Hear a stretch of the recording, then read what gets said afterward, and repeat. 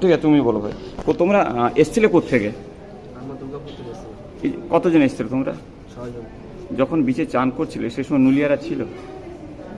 নুলিয়ারা সে সময় যারা ওই কমলা রঙের ইয়েটা করে, বা তোমাদের নামতে বাধা দিয়েছিল? না, আমাদের নাম দেখো বাধা দেয়নি। আর আমরা বেশি দূর আমরা যাইও নি। আচ্ছা, সত্যি যেটা বলতে আমরা বেশি দূর আমরা যাইও নি। এই দুজন ওরা পারে ছিল, আর আমরা 4 জন নিচে ছিলাম। আচ্ছা। সমুদ্রে হঠাৎ আমাদের একজন যে মারা গেছেন কৌশিক। কি নাম তার? কৌশিক মন্ডল। কি করতো সে? সে বাজারে চাকরি করে। আরেকজনকে? আরেকজন আছে সমর চক্রবর্তী। আচ্ছা, কি করতো সমর? কি করতো? উনি সেলসম্যান। আচ্ছা, বিয়ে করেছে? বিয়ে থা করছে? আচ্ছা, দিয়ে তারপরে কি হলো?